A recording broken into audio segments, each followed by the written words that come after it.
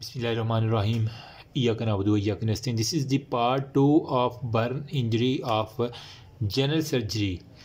First video में मैंने बहुत सी इफ़ेक्ट्स के बारे में बातें कर ली, आपको ईजीएस्ट वे बताया जो मुझे पता था। ठीक है, अब इसके अंदर हम इस वीडियो के अंदर क्लासिफिकेशन जो कि बहुत इंपॉर्टेंट है, मैं कहता हूँ इस पेपर की जान है। ठीक है, अब आपके पास आप BHU RHC या किसी भी पेरीफ्री के CMH के अंदर बैठे हुए हैं, तो मेरी जान आपके पास कोई भी केस आ गया है जला हुआ, तो आप क्या करेंगे, किस तरह से अस करेंगे, ये क्या है। तो इसी के ऊपर जो है ना वो जनरल सर्जरी के अंदर हमारे पास इसकी क्लासिफिकेशन के बारे में बात की गई है। तो क्लासिफिकेशन जो है ना वो दो तरह से इसको डिवाइड किया गया है। एक हमारे पास होती है जी पार्शल, ठीक है, मतलब एक हमारे पास ना पार्शल थिकनेस बर्न, ठीक है, और नंबर सेकंड पे हमारे पास होता है जी फुल थिकनेस बर्न। ठीक है, ये हम किसकी क्लासिफिकेशन कर रहे हैं, बर्न की क्लासिफिकेशन, फुल थिकनेस, ठीक है, बर्न। अब आप सब अपनी स्किन को पकड़ें, ठीक है। तो ये जो यार ये किसकी कॉल है, ओके जी, वेलकम बैक। तो हम थे पार्शियल थिकनेस के ऊपर बर्न और हमारे पास था फुल थिकनेस बर्न। ठीक है, अब ये जो पार्शियल थिकनेस है ना, इसकी भी आगे दो टाइप्स हैं। एक हमारे पास होता है सुपरफिशियल पार्शियल थिकनेस बर्न, ठीक है, और एक हमारे पास होता है डीप पार्शियल थिकनेस बर्न। ठीक है, अब इसके पहले मैंने पहले भी एक पहली वीडियो में बताया कि हमारे पास जो स्किन है ना, इसकी ऊपर वाली लेयर होती है एपिडर्मस, ठीक है, और नीचे वाली होती है हमारे पास डर्मस। ये जो डर्मस है इसकी भी दो टाइप्स हो जाती हैं। एक हमारे पास ऊपर वाली होती है पेपिलरी लेयर, ठीक है, और नीचे वाली लेयर को हम कहते हैं reticular layer, papillary and then reticular layer. तो इनको अब दिमाग में रख लेना, सारी कहानी ही इधर घूमेगी हमारी। ठीक है, अब देखो, जब सुपरफिशियल पार्शियल थिकनेस की मैं बात करूँगा तो इसका मतलब यहाँ पे कोई चीज़ बर्न हुई है तो सबसे पहले आपने एपिडर्मस उड़ा देनी है। ठीक, तो यहाँ पे मैं दूसरा पॉइंट ले लिया, यहाँ पे मैं आपको बताता हूँ कि सुपरफिशियल पार्शियल थिकनेस बर्न के अंदर एक तो आपकी गई जी एपिडर्मस, ठीक है, ये हमारे पास स्किन सारी गई एपिडर्मस। नंबर सेकंड पे जो आपकी पेपिलरी लेयर है ना, ये वाली ये वाली पेपिलरी, सपोज करिए ग्रीन से मैं पेपिलरी बना रहा हूँ, इसका कुछ पोर्शन जो है ना हल्का हल्का सा ये भी आपका उड़ जाएगा। ठीक है, एपिडर्मस तो गई, साथ में स्लाइटली पेपिलरी लेयर जो है ना वो आपकी वो भी उड़ गई। ठीक है, स्लाइटली पेपिलरी लेयर भी आपकी उड़ गई। तो एपिडर्मस और स्लाइटली पेपिलरी लेयर आपकी अल्लाह के हवाले। ठीक है, लेकिन यहाँ पे जो मरीज़ होगा ना उसकी क्या क्या चीज़ें इंटैक्ट रहेंगी। उसकी एक तो नर्व बिल्कुल हेल्दी रहेगी, ठीक है, एक्सपोज होगी लेकिन वो अभी टूटेगी नहीं। साथ में उसकी जो वेसल्स हैं वो बिल्कुल इंटैक्ट रहेंगी। इस केस के अंदर इंटैक्ट से मुराद अपने बिल्कुल ठीक वर्किंग कर रही होगी। जब आप जो है ना वो आपको पिंक मॉइस्ट जो है ना वहाँ पे नीचे से जो भी जलने के नीचे से जो स्किन नज़र आएगी वो आपको पिंकी जो है ना वो पिंक मॉइस्ट जो है ना वो आपको स्किन नज़र आएगी। इसके लिए एक लफ्ज़ इस्तेमाल करते हैं बुक के अंदर, उसे लिखा हुआ ब्लेंचिंग। जब आप उसके ऊपर प्रेशर अप्लाई करते हैं तो आपको वहाँ पे ब्लेंचिंग फील होती है। ठीक है, तो अब कह रहे हैं कि नीचे से जो है ना वो आपको डर्मिस साफ नजर, मरीज़ जो है ना इस केस में ज़ाहिर बात जब नर्व उसकी नंगी होगी, वेसल नंगी होगी, तो मरीज़ को शदीद पेन होगी। वो कहेगा हाय अल्लाह मैं मर गया, मैं नहीं हूँ बचना, इन्हें लोअर ले जाओ। ठीक है, तो क्या होगा इसके अंदर, उसको अल्लाह माफ़ करे बड़ी शदीद पेन होती है। ठीक है, सवेयर उसको पेन होगी, चीखेगा चिल्लाएगा। इस वजह से एनाल्जेसिक बहुत ज़रूरी होती है। वजह क्या है, हमारे पास जो नर्व है उसकी वो इंटैक्ट है, वो जो ही हवा से भी इवन गुजरेगी ना उसके जिस्म से तो वो चीख उठेगा। ठीक है, अब इसके लिए हमने करना क्या होता है, मेरी जान ऐसे पेशेंट को किसी भी सर्जरी की ज़रूरत नहीं होती, नो सर्जरी रिक्वायरमेंट। ये पेशेंट खुद ब खुद हील कर लेगा। उसे कहना बस आपने इसकी दर्द कम रखनी है और उसकी जो है ना बर्न, उसकी हाइजीनिक कंडीशन, उसकी जो है ना वो ऊपर से पट्टी शट्टी अच्छी कर लेनी है। ठीक है, तो आपको जो है ना एक तो देख लेना कि ऊपर प्रेशर देगी आया कि वो स्किन जो है ना वो रंग अपना तब्दील कर लिए, प्रेशर देने से जो रंग तब्दील करती है उसे कहते हैं ब्लेंचिंग, ठीक है। एक वो ब्लेंचिंग का लफ्ज़ इस्तेमाल किया हुआ BLAN, ब्लेंचिंग बस कंफर्म कर लेनी है। और उसके बाद जो उसको पेन है उसके लिए एनाल्जेसिक दे के सर्जरी वगैरह करने की ज़रूरत नहीं है, ठीक है। और ये हमारे पास आलमोस्ट 2 वीक के बाद पेशेंट टन A1 ठीक हो के आपके पास आपका मिठाई का डब्बा ले गया था। डॉक्टर साहब आपका बहुत शुक्रिया, आपने मुझे बचा लिया दर्द से, ठीक है, मैं तो मर रहा था दर्द से। तो ये जो अब आ जाता है जी डीप के अंदर क्या होता है, डीप पार्शियल थिकनेस बर्न की मैं बात करने लगा हूँ। अब ये देख लो यार, तुम ऊपर आ जाओ ना, ठीक है। डीप पार्शियल थिकनेस बर्न, इसके अंदर क्या होगा हमारे पास, एक तो आपका एपिडर्मिस इसके अंदर जाएगा, ठीक है। एक आपका क्या जाएगा, एपिडर्मिस जाएगा। साथ में नाम में ही उसने काम बता दिया है, डीप है। तो हमने यहाँ पे पेपिलरी लेयर का स्लाइड पोर्शन किया था, यहाँ पे आपने डीप चले जाना पेपिलरी से भी, ठीक है। पेपिलरी सारे का सारा इन्वॉल्व कर देना। और इवन कुछ पोर्शन, नॉट ऑल डर्मस, कुछ ना कुछ पोर्शन जो है ना, क्योंकि ये पार्शियल का लफ्ज़ है साथ, तो रेटिकुलर जो इनर मोस्ट है उसका कुछ पोर्शन आपने इन्वॉल्व करवा देना है। फिर साथ में आपने करना है कि dermis up to its reticular layer almost जो है ना, थोड़ी सी रेटिकुलर, स्लाइटली रेटिकुलर लेयर यूँ कह लें कि आपकी इन्वॉल्व होगी, लेकिन सारी आपकी डर्मस इन्वॉल्व नहीं होगी, ठीक है। सारी आपने डर्मस इन्वॉल्व नहीं करवा देनी, कुछ बस रेटिकुलर के कुछ पोर्शन तक आपने इन्वॉल्वमेंट करवानी है, ठीक है। अब यहाँ पे आपको क्या होगा, यहाँ पे आपको बिल्कुल नर्व और वेसल इंटैक्ट थी। यहाँ पे जो है ना, क्योंकि अब थोड़ा सा डीप चला गया है, तो अब जो नर्व जो है ना एक हद तक की बर्दाश्त करती है। ओए एनीवेज, ठीक है, नर्व जो है ना वो एक हद तक बर्दाश्त करती है। यहाँ पे आपके पास केस क्या आएगा, पार्शियल वेसल्स एंड नर्व की डिस्ट्रक्शन, ठीक है। पार्शियल डिस्ट्रक्शन होगी किसकी, वेसल की, और हमारे पास नर्व की। कुछ ना कुछ नर्व भी डैमेज है, कुछ ना कुछ वेसल भी डैमेज है। अब जब नर्व डैमेज हो जाती है तो उसको पता नहीं चलता, आप उसको प्रिक करेंगे उससे दर्द होगी, लेकिन वो पता नहीं चलेगा कि आया कि उससे सुई चुभोई है या कुछ और किया हुआ है, ठीक है। तो यहाँ पे उसको प्रिकिंग की तो सेंसेशन आएगी, लेकिन कोई भी डिस्टिंक्ट नहीं कर पाएगा कि आया कि कौन सी ये हमारे पास है, आया कि मैंने उसको ब्लंट कोई चीज़ मारी है, ईंट मारी है, या फिर उसको कोई भी मैंने शार्प चीज़ मारी है, क्या किया, सुई चुभोई है, वो कोई भी डिस्टिंक्शन नहीं कर पाएगा उसके अंदर, ठीक है। आपसे कहते हैं भाई अपनी आंखें बंद हो, ये ना हो मरीज़ ने आंखें खोली हुई हैं तो उसको तो सारी बात फिर पता चल जाएगा ईंट मार होगा। आपने एक दफ़ा उसको यूँ करके देखना है और एक दफ़ा सुई चुभो के देखना है। तो उसने कहना है मैंने पहली दफ़ा क्या चुभाया, दूसरी दफ़ा क्या चुभाया। अगर तो वो बता देता है तो मतलब ये सुपरफिशियल था, ठीक है। लेकिन अगर वो नहीं बता पा रहा, वो कह रहे डॉक्टर साहब दर्द हो रही है लेकिन पता नहीं लगता भाई की तुसी लाया है, ठीक है। तो उसके अंदर आपने कहना है कि ये जनाब हमारे पास पार्शियल डीप थिकनेस बर्न का ये केस है। अब इसके अंदर जो है ना, यहाँ पे हमने कहा था कि यहाँ पे ब्लेंचिंग वाला मतलब हमने प्रेशर देना और हटाना है तो स्किन का रंग चेंज होगा। तो यहाँ पे कोई भी ऐसा काम नहीं होगा क्योंकि वो डीप चला गया, तो यहाँ पे ब्लेंचिंग और साथ में वेसल भी हमारे पास इन्वॉल्व है, ठीक है। तो ब्लेंचिंग जो फेनोमिना है ना, वो वहाँ पे प्रेशर देने के ऊपर कैपिलरीज जो इंटैक्ट थी तो वो तो है ही नहीं थी, तो इस वजह से वो कोई भी ब्लेंचिंग वाला हमारे पास नहीं आएगा, ठीक है।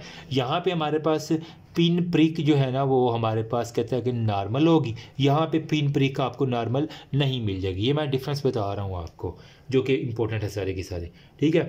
तो अब यहाँ पे ना अगर कुछ सर्जरी कर दें तो हो सकती है, लेकिन सर्जरी के बगैर भी ना विदाउट सर्जरी तो मोस्टली प्रेफर करते हैं ताकि मरीज़ जो है ना वो ज़्यादा कॉम्प्लिकेटेड ना हो। तो हमने विदाउट सर्जरी जो है ना इसको ट्रीट करना होता है। मरीज़ को इतनी ज़्यादा पेन नहीं होती, पेन होती है लेकिन इतनी ज़्यादा नहीं होती, ठीक है। तो ये हीलिंग हो जाती है इसकी, लेकिन इससे यहाँ पे हमने कहा था कि 2 हफ्ते लगे थे, लेकिन यहाँ पे हमारे पास अब 1 हफ़्ता बढ़ा के 3 हफ्ते लगा देने हैं। उसके बाद मरीज़ आपके पास मिठाई का डब्बा लेके आएगा, डॉक्टर साहब आपका बहुत शुक्रिया, आपने मेरी जान बचाई। तो ये हमारे पास हो गया। लेकिन यहाँ पे आपको एक और चीज़ मैं बता दूँ, जो हील वो करेगा क्योंकि वेसल भी डैमेज है और डीप हमारे पास ये स्किन जो मैंने की है आपको, जो कि रेटिकुलर लेयर भी इन्वॉल्व थी, ठीक है। तो जो रेटिकुलर लेयर इन्वॉल्व जब वो हील करेगी तो आपके साथ मरीज़ कहेगा डॉक्टर साहब ये मेरे ना एक स्कार बन गया, उभरा हुआ था। तो उस स्कार का हम क्या कहेंगे कि इस पेशेंट को हाइपर ट्रोफिक जो है ना वो हमारे पास स्कार बन जाएगा। किसको? डीप पार्शियल थिकनेस बर्न वाले पेशेंट को। इजी हो गया। अब आ जाते हैं अपना लास्ट केस के ऊपर कि जब हमारी स्किन का कोई भी चीज़ नहीं बचा, वो टपाटप हर चीज़ यहाँ पे मैं इसको तबाह करवा रहा हूँ। एपिडर्मिस भी हमारे पास गई, डर्मस की दोनों, पेपिलरी, रेटिकुलर और वो नीचे जड़ तक डर्मस की जो है ना वो भी खा गई है साथ, इतना जल गया है। तो यहाँ पे मैं क्या करूँगा, इसको मैं ये अलग कर दिया, ठीक है। तो यहाँ पे मेरी जान मैं लिखता हूँ कि फुल थिकनेस बर्न के बारे में सारी यहाँ पे आपका क्या कहेगा कि आपकी सारी की सारी एपिडर्मस तो तीनों के अंदर उड़ती है, लेकिन यहाँ पे डर्मस भी सारी की सारी हमारे पास उड़ जाएगी, ठीक है। सब कुछ जल के खाकस्तर हो जाना जिसे हम कहते हैं।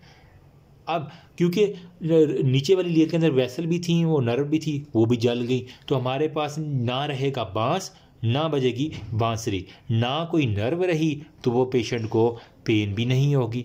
मरीज़ हमें आएगा हंसता खेलता है, डॉक्टर साहब देखो मैं सड़ गया। यहाँ पे चीखता हुआ आया था, यहाँ पे उसको पेन थी लेकिन वो डिस्ट्रिक्शन नहीं कर रहा। यहाँ पे वो कह लें कि हंसता तो नहीं कहूँगा, ज़रा वो साइकोलॉजी करिएगा, लेकिन याद रखने के लिए कि मरीज़ को पेन नहीं होती। जब पेन नहीं होती तो फिर मरीज़ बड़ा सुकून में रहता है, ठीक है। लेकिन इसके ऊपर आपको ब्लैक कलर बर्न आपको मिल जाएगा, ठीक है। एक बड़ी निशानी है कि आपको एक काला छा जो है ना वो, जिस तरह अगर आपने वो देखा हो ना सीख कबाब कभी बनाए हों, ठीक है, जो कि मेरा बड़ा गलत एक्सपीरियंस रहा है उसके साथ हमेशा, ठीक है। तो बनाते एक वक्त आता है वो जल जाते हैं, ठीक है। तो वो काला शाह जिस तरह होता है ना सीख कबाब, बिल्कुल ब्लैक जो आपको कलर का बर्न नज़र आ रहा है, ठीक है। ये हमारे पास इस केस के अंदर पेशेंट आ जाएगा, ठीक है। इसको हम कहते हैं charred black, charred CHARREG, charred black. Google के अंदर आप देख लेना, अभी मेरे पास दूसरा मोबाइल नहीं है वरना मैं उसके ऊपर आपको पिक्चर सारी दिखा दे। चैरेट ब्लैक के नाम से आपको यूँ कहना कि भुना हुआ बारबेक्यू जो कि जल चुका है वो हमारे पास आ जाएगा, ठीक है। अब यहाँ पे ना तो कोई कैपिलरीज का इशू है, ना ही कोई वेसल का इशू है, क्योंकि वो सारी की सारी जो कैपिलरी थी वो थ्रोम्बोज्ड हो चुकी थी। अब दे आर कम्प्लीटली एनेस्थेसाइज्ड, मतलब कंप्लीट तौर पे जो है ना वो मरीज़ को कुछ भी फील नहीं, यूँ कहेगा कि जैसे एनेस्थीसिया नहीं दे देते, जो मर्ज़ी कर लो, इसके ऊपर डंडे मार लो, इसको मरीज़ को दर्द नहीं होनी, ठीक है। इवन के वो कह रहा है कि हमारे पास हमने अगर उसको needle can be stuck in deep in without any bleeding और एनी पेन। अगर हत्ता कि मैं ऐसे मरीज़ को एक पूरा सुआ भी जब हो दूँ ना तो मरीज़ हंसता हुआ देखता रहेगा मेरी तरफ, चीखेगा नहीं, चूँ भी नहीं करेगा मरीज़। तो ये इसके अंदर बड़ी एक है हमारे पास, ठीक है। तो ऐसे मरीज़ की हमने क्या करनी है, तो जो ब्लैक कलर चेहरे ऊपर बन गया है ना, इसकी सबसे पहले हमने करनी होती है डिब्राइडमेंट। डिब्राइडमेंट क्या होता है, हमने जो है ना वो यहाँ से उठा के काट के उसकी सफाई सारी करनी है, क्योंकि ये हमारा ना किसी काम की चीज़ है। गला बारबेक्यू कौन खाएगा, सड़ा हुआ चीज़ कौन खाएगा, तो मैंने तो बारबेक्यू बना दिया ना, ठीक है। तो इसके लिए हमने क्या करना है, सर्जरी करके हमने इसकी जो है ना वो सर्जरी इसके लिए हमें हर सूरत करनी है।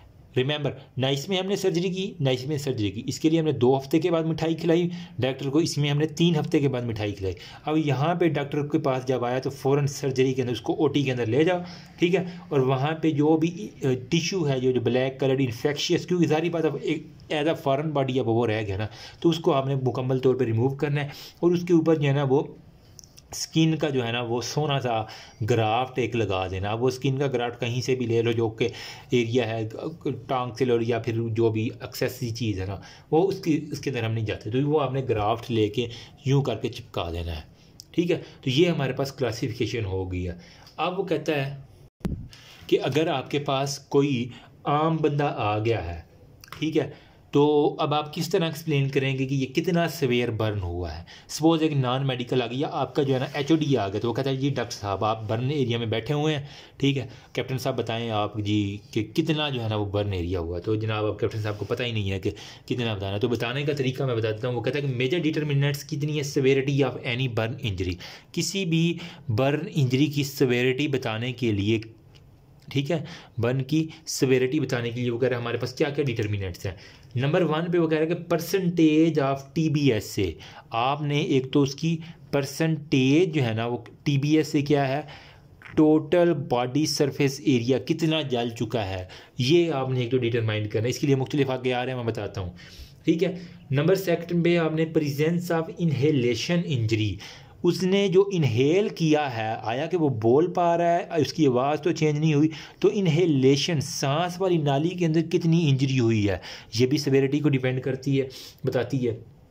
डेप्थ ऑफ द बर्न, आप बताएंगे डॉक्टर साहब सर ये इतनी डीप चला गया, डर्मस के ऊपर रहा है, रेटिकुलर लेयर के ऊपर रहा है, या फिर आपने उसकी पेपिलरी लेयर पे रहा है। आपने साथ में बताया ना कि ब्लैचिंग हो रही है, नहीं हो रही, स्किन का रंग चेंज हो रहा है, नहीं हो रहा, आया कि वो बिल्कुल बारबेक्यू तो नहीं बन गया। तो डेप्थ ऑफ बर्न आपको डिटरमाइन करना है। साथ में involvement of the respiratory tree, ठीक है, जो पे रिस्पायरेटरी ट्री की इन्वॉल्वमेंट है, मतलब उसकी ट्रेकिया होगी, ब्रोंकाई होगी, लंग्स हो गया, एल्विलाई हो गया, आया कि उसके फेफड़े वो तो नहीं कहीं कबाब बन गए, ठीक है। तो रिस्पायरेटरी ट्री, और उसके ऊपर वो सांस लेने का उसका रिदम क्या है, आया कि वो ज़ोर ज़ोर से सांस मार रहा है या फिर आराम से कूल है, ये भी डिपेंड करता है कि कितना हमारे पास सीवियर आ गया।